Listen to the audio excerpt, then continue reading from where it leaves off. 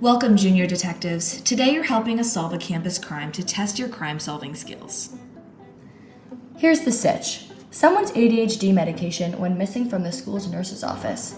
These meds are in high demand, super expensive, and really difficult to obtain. In this case, there are 3 suspects: Emma, Jaden, and the school janitor. Through these suspects and their stories, there will be one truth. Let's see how your brain reacts. Suspect 1 is Emma, the perfect GPA girl. Emma's a straight-A student, and she competes with a student whose meds were just stolen. She's recently been complaining a lot about falling behind in her classes. Academic pressure, Adderall, you see where this is going. Suspect 2 is Jaden, the troubled student. He was previously suspended for vaping in the school bathroom and has a reputation of looking really tired all the time. He was also seen near the nurse's office earlier that day. He's stressed, and he was right near the scene. Coincidence? Suspect 3 is Mr. Harris, the shady janitor. Harris works late shifts alone, and there are rumors that he was fired from his past job at another school. He was also carrying a large trash bag out of the nurse's office on Tuesday evening. Kinda sketchy, right?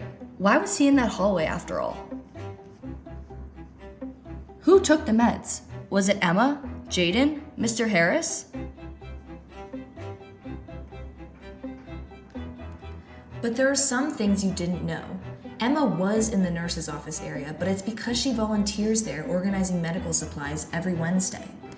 Jaden wasn't near the nurse's office to steal anything. He was simply picking up a permission slip for counseling. He's actually been clean for months.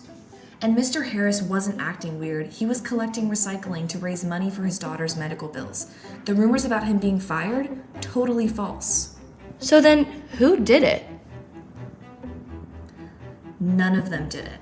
The meds weren't stolen. The nurse simply misplaced them inside a locker drawer while rushing through her morning appointments. The real experiment wasn't the crime. It was your brain. You probably suspected someone based on the first emotionally loaded details. Jaden's past, Mr. Harris's vibe, Emma's pressure. That's confirmation bias, which in psychology is the human tendency to seek out and prefer evidence that supports our own pre-existing beliefs.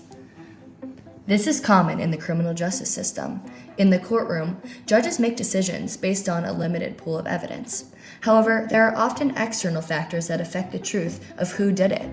This bias leads to wrongful convictions, undeserved sentences, and loose criminals.